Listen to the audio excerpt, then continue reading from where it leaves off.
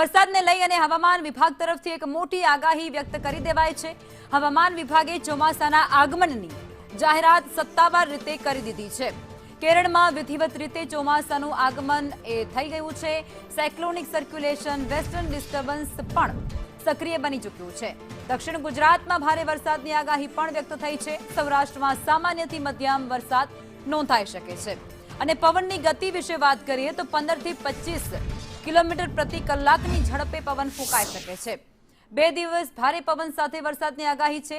એક તરફ વરસાદ અને બીજી તરફ ગરમીનો ઉકળાટ પણ યથાવત રહેશે, એટલે રાજ્યવાસીઓને ગરમીમાંથી રાહત મળવાના કોઈ એંધાણ અત્યારે નથી વર્તાઈ રહ્યા। પણ હા, ચોમાસાનું આગમન એ વિધિવત રીતે થઈ રહ્યું છે, જેમાં 4 જૂને દાહોદમાં વરસાદની આગાહી છે, વડોદરામાં વરસાદની આગાહી છે, છોટાઉદેપુરની અંદર પણ 4 જૂને વરસાદ વરસી શકે છે।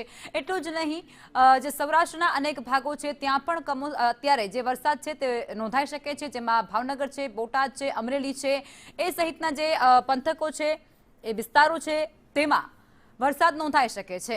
પવનની ગતિ વિશે વાત કરીએ તો 15 થી 25 કિલોમીટર પ્રતિ કલાકની ઝડપે આ વિસ્તારોમાં પવન રહી શકે છે। દક્ષિણ ગુજરાત ઓલમોસ્ટ આવી જશે, જેમાં વરસાદ 4 જૂને થશે। અને હવે 5 જૂનની વાત કરી રહ્યા છીએ આપણે। અમરેલી, ભાવનગર, બોટાદ સહિતના છોટાઉદેપુર જે વિસ્તારો છે તેમાં 5 જૂને વરસાદ નોંધાઈ શકે।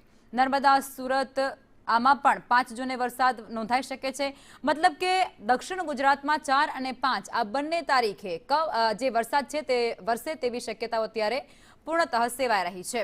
સૌરાષ્ટ્રના પણ ઘણા ભાગો 4 અને 5 જૂનના રોજ આવરી લેવામાં આવશે અને ત્યાં પણ વરસાદ એ દસ્તક આપી શકે છે। अगले 2 दिन थंडरस्टॉर्म विथ लाइटनिंग रहेगा, मतलब मेघ गर्जना उसके साथ बिजली गिरने का संभावना रहेगा अगले 2 दिन गुजरात रीजन, सौराष्ट्र को दोनों रीजन में ही।